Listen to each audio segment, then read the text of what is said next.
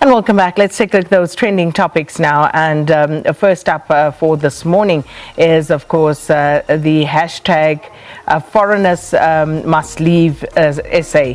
And this one started by, as far as I could establish, around a conversation about South African children struggling to find placement in schools. And I can attest to this because I've got people writing to me on a daily basis whose children have still not been placed. So then I think it was Lerato Pillay, that's the Twitter handle of this person, started a conversation around this particular matter, saying that yes, you know, if you have around 40,000 or more South African children not being placed in schools. I'm just trying to call up that particular tweet, and it just started a whole conversation about why people want foreigners to leave South Africa.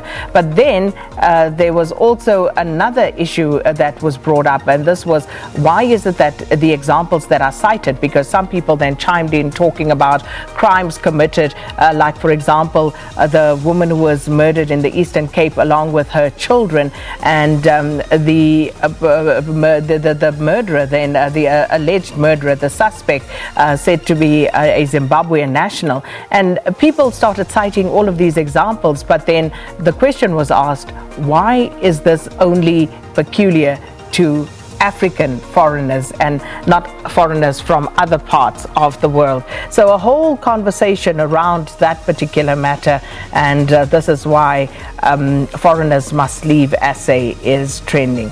And then the next one would be hashtag Magufuli, and this, of course, the late Tanzanian President John Magufuli being laid to rest, and the new president actually released a tweet this morning speaking about this particular matter. And we know that people have been going to embassies across the world to actually convey their sympathies and to the people of Tanzania.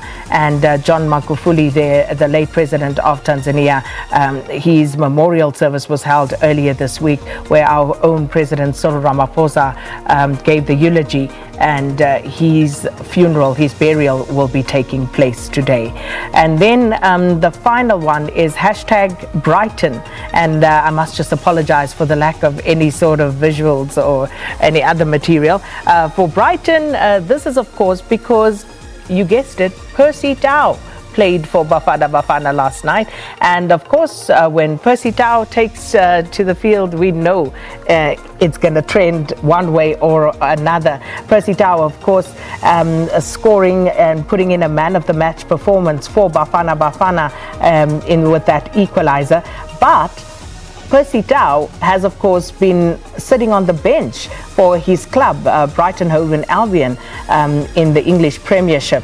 So South African supporters were basically saying, well, Brighton, here, why is Percy Tau not playing? Why is he on the bench? And this is why Brighton is trending. Right, and those are your trending topics for this morning, and we're going to take a quick break. We'll come up to news time, and then after that we will be speaking to the Minister of Social Development, Lindiwe Zulu, to respond to the story that we have been dealing with this morning regarding civil servants who actually access the social relief of distress grant. Almost 40,000 of our civil servants have actually applied for one reason or another, and of those, about 241 actually received these grants. So we'll find out from the minister what's going on there. But first, let's take a break.